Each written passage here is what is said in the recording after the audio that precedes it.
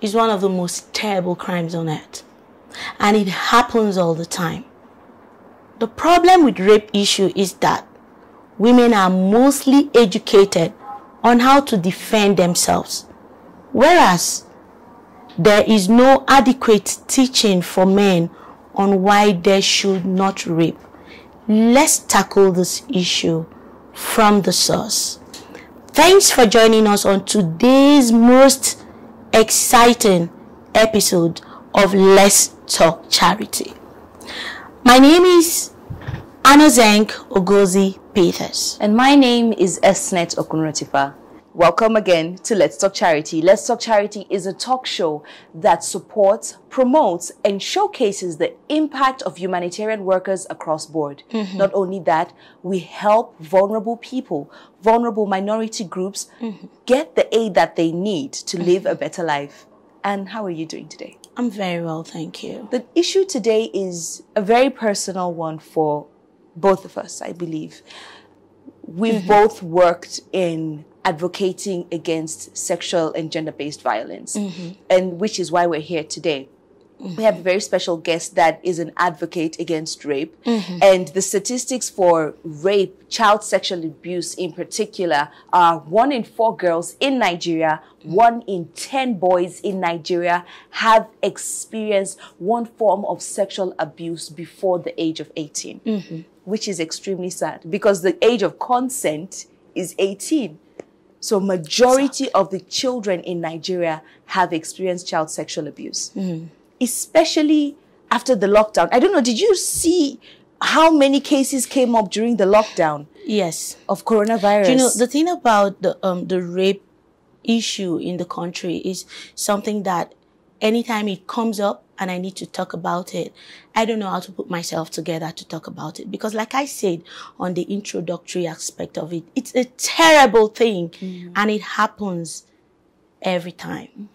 So after the lockdown, I don't know, I think it was you I was talking to about the 3-month-old baby somewhere in Kefi, that the mom was sleeping and the baby was beside the mother, and then someone tiptoed, carried the baby and went to an uncompleted building. What you doing with a 3-month-old baby? You know, there's always excuses for rape. We rape because she's putting on something short, because the person was in the wrong neighborhood or in the wrong alley. But when I hear stories like what you're just saying, I wonder, what is a 3-month-old child wearing? Actually. And where is a 3-month-old child supposed to be if the child is being taken? This 3-month-old baby's intestines were virtually out. This is sad.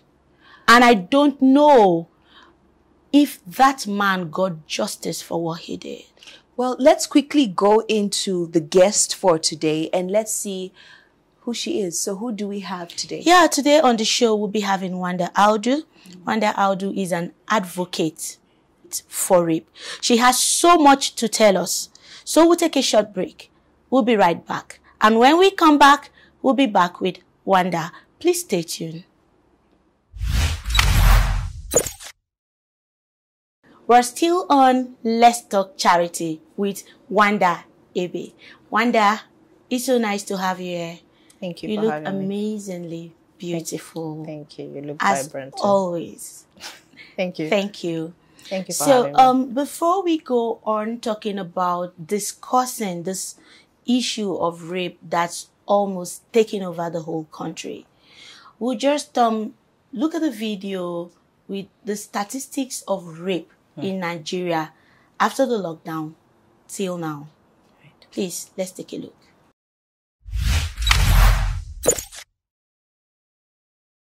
Child sexual abuse in Nigeria is an offense under several actions of Chapter 21 of the country's criminal code. According to the United Nations Convention on the Rights of a child is anyone under the age of 18 years. The age of consent is also 18. UNICEF also reported in 2015 that 1 in 4 girls and 1 in 10 boys in Nigeria had experienced sexual violence before the age of 18. Despite the widespread outcry of the rising cases of rape in Nigeria, there seems to be no end to the nemesis. cases of sexual assault are increasingly reported. Abuse in all its forms are a daily reality for many Nigerian children, and only a fraction ever receive help. Despite there being a large number of cases being reported, particularly during the COVID-19 enforced lockdown, many more cases are not reported. Child sexual abuse affects all spheres of a child's life, including mentally, physically, psychologically, and emotionally. The trauma of sexual abuse can have a lifelong effect on survivors who receive no support after the incident.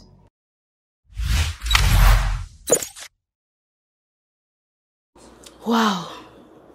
The rate, the data that's been shown is quite alarming. Right. And this is so emotional, and a lot of people suffering, dying day after day, and we don't even know where we stand right now. So what do you think, Wanda? I think that the data is so high because there's a lot of laxity with the justice system. A lot of pedophiles, a lot of rapists go scot-free. Everywhere. So it looks like it's okay. It looks like rape is allowed. It looks like child sexual abuse is allowed in the country. And then, you know, a lot of people are not also coming out to speak because justice is expensive in Nigeria. How do you mean justice is expensive? Justice is expensive in the sense that when you report a case, for example, to the police, right from the point where you report a case, you begin to spend money. Your own money. Your own money. The police is running a business. So it's like they're waiting for people to That's a new report word for cases. Me. I just heard. Yes, they're running a business. And when you report a case, you know, even to take a statement from you, you're going to pay for the papers they're going to bring, the biros they bring to you to use, you pay for it, the files to open up a case file, you're going to pay money at every point. Even if they want to arrest the suspect, you're going to pay for it. So how many, you agree with me that Nigeria is going through a lot economically. So there's so many, the statistics of poor people in the country is way more than those who are actually living comfortably. And we have so many dependents. So imagine that you actually need to feed people. Are you going to think of how to afford 3 square meals a day? Some people cannot even afford 3 square meals. Some people eat once a day. So it's 010 or 001 or 101. So are you going to be thinking of how to take money to the police to chase a case you're not even sure of getting justice? Or are you going to rather stay low and then, So looking at all this, it just makes people slow down. Yes. So it makes people slow down so much that even when they see someone that is being raped in pains, they rather just walk past. They walk past. And then, you know, there's also a culture of silence in the country. There's victim blaming and shaming. So if I was raped, I wouldn't talk about it. If I know that everybody in my neighborhood will blame me. Because one, you will not get justice. Right, you won't get justice. You know, and your church wouldn't want to sell out the pastor. Right. Your house wouldn't want to sell out your cousin, your father, your brother. Very well. Because these are the people who rape people. Very well. Your organization won't want to sell out the owner of the company that raped an employee. Right. Wonder, where are we in this country? Where are we heading? I worry for the future of the Nigerian child because there's no security for the children and there's no protection whatsoever. So it looks like there's no headway for now. If you look around practically at what is happening, it's scary. It's scary. So during the lockdown, after the lockdown, we recorded high, increased number in rape. Right. What can you say about that? Well, I would say that a lot of persons, criminals, pedophiles, rapists, had more access to children around them You would agree with me that a lot of children, you know, wake up and they go to schools. So the school environment is more like a safe space. Safe zone for them. Yes, a safe space for them. And then, so, but, you know, everybody's locked down. Everybody is restricted. There's no movement. So the pedophiles, where do they go to? At home. At home. The nearest, the neighbor, your child, your niece, your nephew, even boys too, are sexually abused. You know, so criminals, pedophiles, I call them criminals. They are all criminals. Rapists, pedophiles are criminals. They are left in the same environment with vulnerable children, vulnerable women. And so they prey on them, you know, so, and then I can't specifically tell you the percentage of idle Nigerians because there's high rate of unemployment. So imagine what an idle mind does. It's the devil's workshop. So we talk about this issue of rape every day. I remember 6 months ago, you carried out a campaign that you shut down the secretariat with the road safety personnel, the law, and on black t-shirt all through. You carried out a campaign that shut down FCT. Now, do you think we're doing enough to sensitize people on this? Because apart from what you did, I don't see a lot of people doing the same thing. Do you think we're doing enough, or do you think this sensitization can actually go a long way to put a stop to all this? I believe that the sensitization and the campaigns will go a long way to curb the social menace. There's a lot of, you know, I liked your opening remark when you said that women are taught to defend themselves, but we're leaving out a very important component of sexual abuse, which is also involving perpetrators. The perpetrator could be a man, it could be a woman. So the sensitizations that we carry out should be community-based. It shouldn't just be at the city center. Not everyone has access to internet to see what we do online or Facebook, Instagram, or wherever we decide to promote. And then not also everyone has access to television. You know, it might look like everybody should have a TV in the house, but I bet you not everyone can afford even the subscription to pay for either DSTV or GoTV. Considering the high level of poverty in the country. So we need to do a lot of community sensitization to, you know, gatekeepers and all relevant stakeholders, the leaders. Yes, we need to involve men. Everyone is a stakeholder, so everyone needs to be involved in sensitization and carrying out campaigns in communities.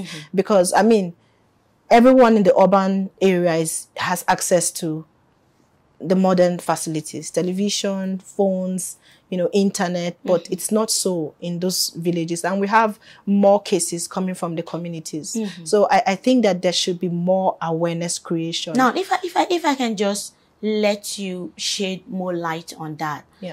How can this community service be carried out? In what ways? Are you looking at the government doing that? Or the CSOs, you know, I don't know. Yes. Or individually. Yeah, because like you said, justice is expensive. So it's not everyone who has a passion to do something. Very well. So by the time you want to go to this community today, go to another community the next day, and visit another the next day, you find out that you're spending your own money. You find out that the welfare, the logistics, because you don't have to go alone. Very well. If you go alone as a beautiful woman to a community to go and tell them, end rape, let's say that they will rape you and kill you. Some communities see rape like a normal thing. It's normal. Yes. So now, I just want you to shed more light on that. Okay, so we can, all hands on deck. I believe in partnership. And the government can partner with civil society organizations, religious leaders. Because if we go to the communities, a lot of people believe in their religious leaders, be it Christians, Muslims. Yes. So they are very relevant stakeholders. Last year, we took out our sensitization advocacies to CAN, which is a Christian Association of Nigeria, and also the Nigerian Islamic Council for Islamic Affairs. The main aim of doing that was to take advocacy to religious leaders. But of course, we can't go to every church or every mosque to do that. So we have to go through the head. Yes. Now we can also have a lot of community dialogue involving. We need to also push the government to partner with civil society organizations. Yes, the government is doing her bit through agencies as NAPTIP, but civil society organizations, there are so many community-based organizations that are hungry to carry out a lot of campaigns and advocacy. And they don't have the funds. They don't have the funding and the means, right? The government can also be part of it through,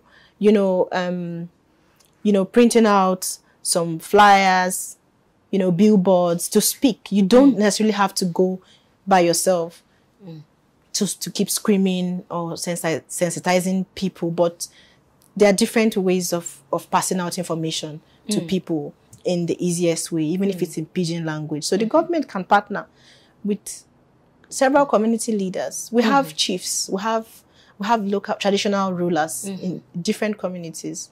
Print out these materials and take to them, and they will definitely have. And that would really help. It will really help. That would really help. Because this whole thing is so troubling. All right, we have this very touching case of Uwa in Edo State. I know you advocated so much for that. It was all over. We have that Ochanya case in Benue State. We have a lot of cases. Barakat. You will be able to, know all these cases. We'll take a short break. And when we come back, we will talk about these cases. And if truly they've gotten the justice they have, to go through to make sure that these crimes were automatically paid for. We'll take a short break. And when we come back, we will talk more on the cases of rape that were so touching and if they were able to get equal justice for their crimes. Please stay tuned. We'll be right back. Welcome back. We're still analyzing the issue of rape in Nigeria with Wanda. Wanda, please, I'd like you to tell us the role of NAPTIP when it comes to rape. How rapid their response unit, take these issues when they are called, and their contributions on rehabilitation cases. Right. NAPTIP has been a great tool with partnering with civil society organizations and non-governmental organizations with response. We report cases to them. We refer a lot of cases of sexual abuse to NAPTIP, especially through the rapid response team. And I would say that it's not been 100% safe ride, smooth ride, rather, because, they have so many cases to respond to at the same time. And the human resource is limited. They have limited human resources. So they can't really, respond all the time rapidly as they should. I wish they had more trucks to respond, official vehicles. I wish they had more, staffing in that unit so that they can respond to several cases.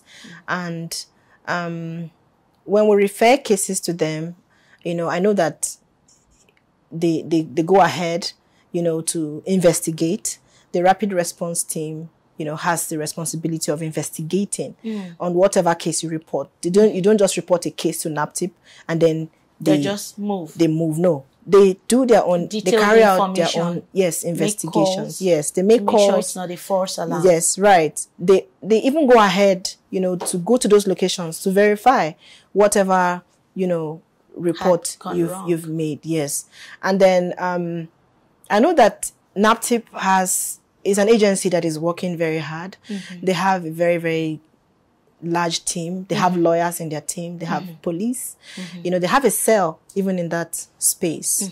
And I know that if they had the capacity to do more, they would do much more. Yes. So they've been doing great, but I wish that they will have more support so that they can do much more. So in a nutshell now, we're just saying if the government can help in providing these facilities for rapid response. Now, it takes me back to the case of Ochanya and the 3-month-old baby. Was NAPTIP involved in those particular 2 cases? Or it was handled by individuals and CSOs that are concerned? Yes, at first it was handled by CSOs concerned. Okay. And then somewhere along the way they had to involve NAPTIP, FIDA, and all of those other stakeholders that are relevant. Okay. And I think I remember the DG NAPTIP had a press release. A press release. There was concerning those cases. Yes, concerning those cases. Okay. And especially after, the massive protest, after when we lost Ochanya. Yeah, so I remember. You were greatly involved. Yes, I was involved. So after that protest, the DG NAPTIP, called for a press conference, on the case, and she was interested in that case. So I would say that the case is still ongoing, but I really wish that justice was served already, like yesterday. I really wish so too. Right. So now, Wanda, you have been doing so much. I want to talk about you now. Okay. I admire your strength. Thank you. Your energy, your passion. You just said that it's expensive to do this alone. Justice is expensive. Right. How do you manage to go about all this all by yourself? Where do you get this energy, resources, and what inspires you always? Thank you. I'll start with my inspiration. Okay. I was a victim of rape. Oh. As a child. I experienced child sexual abuse when I was before 6 years of age. Wow. By a nanny who lived with us. My mom married pretty early. She married at age 15. So she was a schooling, mom and wife. So it was quite challenging. I mean, we couldn't always follow her to school all the time. So there was a nanny whom she left us in her care along with my father. Okay. So, of course, my father was working as well. So after school, when we come back home sometimes, she was an adult and already had sexual exposure. So I think she felt caged and didn't have access to her sexual activities. So I was the closest prey. By the way, it was a female. So she compelled me to give her oral sex for as long as I remember. Wow. Until I was 6. When I was 6 years old, something happened. My mom was on holiday and she stepped out in the morning to braid her hair. And then she really wanted to get the quick one. So she asked me to give her oral sex as usual, and I declined because I knew my mom was around. And so I actually, told her verbally that I was going to report her to my mom. And when I did that, she knew I was serious. She knew I meant it. And she knew she would be in trouble if I did that. So what she did was to boil water and she bathed me with it. I could take off my clothes, but, I still have the scars. That's how serious it is. She practically boiled water. Yes. To bathe you. She poured it on me directly. Because you said no. Yes, because I said no. So I didn't go to school for 1 full year. I was supposed to be going to grade 2 with my classmates, but I had to stay back at home for that whole year because in and out of the hospital. So when that happened, I didn't talk about it because, the threat from the bonds was enough. I knew how much pains I went through. I knew how many injections I received that period. Just to prevent infections. And as a child, you'd be so afraid to speak. Right. So you don't get more of what you've gotten already. She actually said if I talked about it, I was going to die. Even without her presence. So I didn't talk about it for as long as I remember. And then I had several near rape attempts. One in the university by a cultist. Like he put a gun to my head and he actually wanted me to take off my clothes. And I bet you that day I was ready to die because I was frustrated already from sexual harassment to all sorts. And then finally I got raped by a medical doctor after a surgery. I had appendectomy. And he saw me at the hospital and then he just knew that I was innocent. That was my 3rd year in the university. I had never had penetration, any sexual experience until that happened. So he claimed to, you know, want to be like a personal doctor to check up on me and to take care of me, actually, through the recovery time. And I kind of trusted him because his older brother was my father's friend. So I just felt he was family. And so he took advantage of me and he raped me. You know, so I didn't speak about all these experiences because of fear. Now, when I was 32 years old of age, that was when I had the courage to talk about my experiences of sexual abuse. And by the way, I ended up in an abusive marriage. And I believe that it was because I probably didn't talk about a lot of things and they were eating me up. And so I was dealing with a lot emotionally, but I didn't also know because there was no such thing as trauma repair. So when I mentioned the child rape thing at age 32, I did not die. You can imagine how many years I lived with fear and did not open up. I didn't die, and then I spoke to the next person. I was alive, spoke to the next person, like, oh my God, this fear was not even real. Yeah, so you can actually live to tell your story. Right. So, and I also found out that the more I talked about it, I felt relief. I felt some form of healing. So it became like a therapy for me. And it took off a lot of burden. And then you decided to channel, right, you know, energy. You channeled your energy, Yes. and took it upon yourself Right. to get justice for everyone yes, that goes through the sexual abuse, right. So that's what drives me. But it's been challenging. The past 5 years has been really tough with funding. You know, at a point I was working, I've had to use salaries to go out to take on campaigns, street campaigns, sensitization. I know your campaigns, Wanda. Right. So, and I know then your campaigns. I've at some point had to sell my car because I had planned for a program. I remember that time, right, when and you called me. Yes, and I wanted to, you know, I didn't want to fail on that campaign. So I sold my car.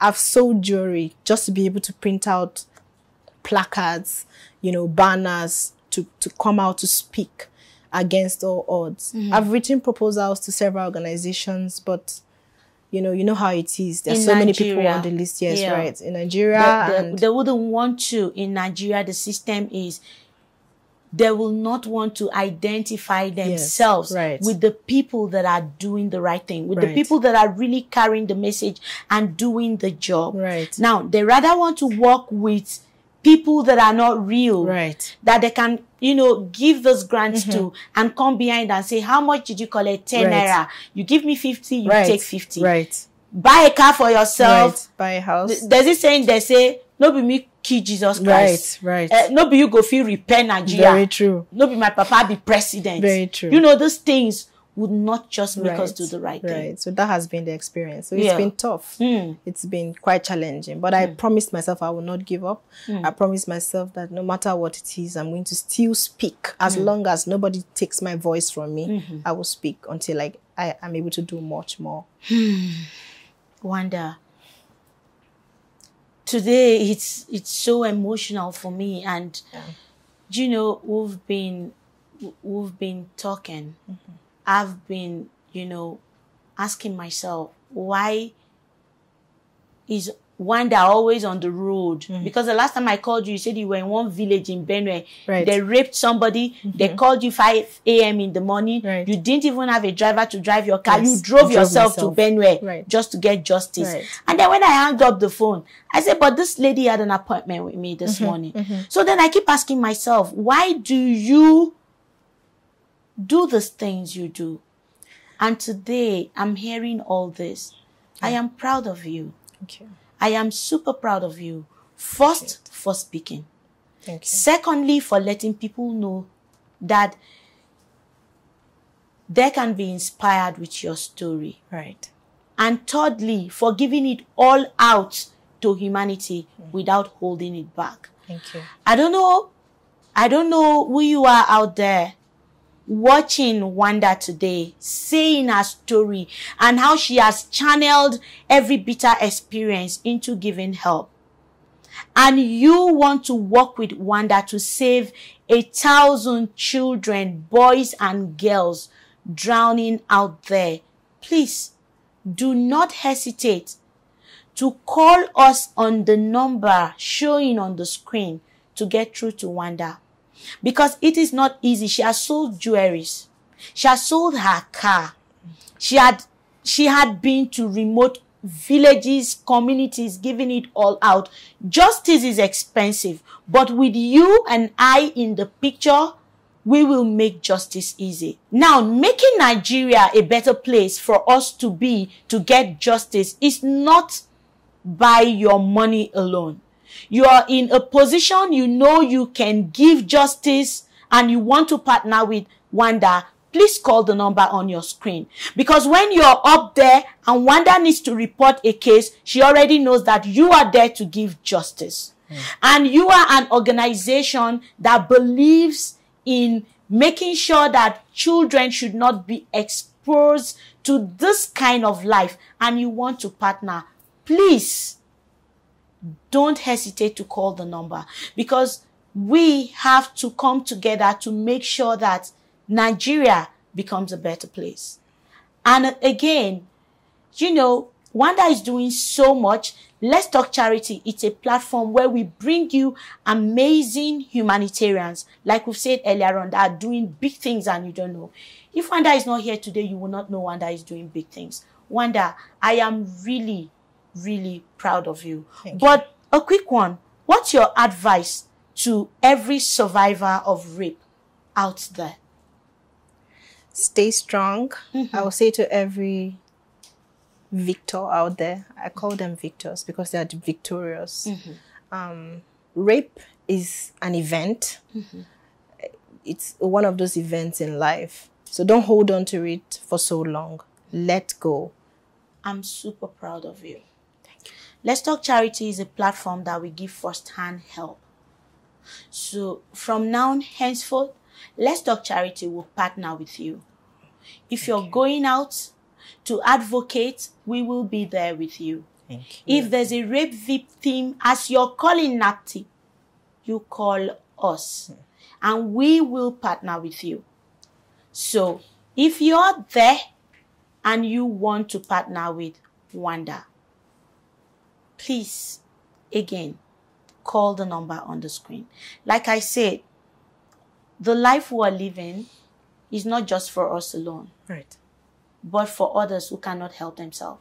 That is why you're doing what you're doing. Right. Thank you so much for coming on the show. Thank you for having me. I don't know if you'll be having any last words or you are okay. Yes. Be your brother's keeper. And let's all protect the children around us and protect women in the society. Thank you so much. Thank you. On Let's Talk Charity, we have a tradition where we always make you remember that you were here on the show. So we have a little something for you to remember that you were here. We have a throw pillow and a beautiful colored tea mug for you. Thank you. Thank you. Thank you for coming, Wanda. Thank you.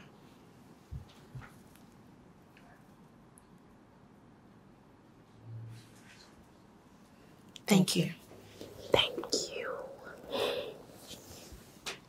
Thank you so much. Thank you. Okay. We'll take a short break, and when we come back, we will conclude the show. Please stay tuned. Welcome back. It's been an amazing, exciting section with Wanda. Esenet, what do you think? I think what inspired me the most is her story and her resilience to keep going. And that she is lending her voice to hundreds and thousands out there Personally. that feel caged, that cannot come out to express themselves. Something else that stood out for me is the fact that she was able to speak out. Now, in speaking out comes your healing. And there's so many people out there that are not speaking out. And if you don't speak and it's out, burning them inside. It burns you and it's killing you from the inside. Slowly, it's when you remember the experience. Exactly. So I really want to commend Wanda, and I really want to call out for support for Wanda. She definitely needs this support. She's doing a great job. She's doing an absolutely amazing job. And another thing that strikes me the most is when that nanny in our house told her, when you tell anybody, you die. I hear another slogan. They say there's something they call Ojuju Calabar. Now it takes me back to a particular book. I think we will one day look for these people. It's one NGO. You know, they wrote a book for rape, and in that book, it was clearly spelled out. Children, consent. It's colorful. They have an animation for it. They spoke to me about the book. We will invite them to the show to come and talk about the book, so they would shed more light, you know, for parents and children to know that there is nothing like die. There is nothing like Ojuju Calabar. So if anyone touch you, your body is your own. Your body is your own. We have to look for those people, definitely, that NGO to come and, you know, talk about the book. I think it will be great. So parents out there can see. I think to all of our viewers out there, I do hope that you were inspired. I do hope that you were informed, and I do hope that you will definitely join us next episode. So until next time, on an amazing, exciting episode of Let's Talk Charity. Bye.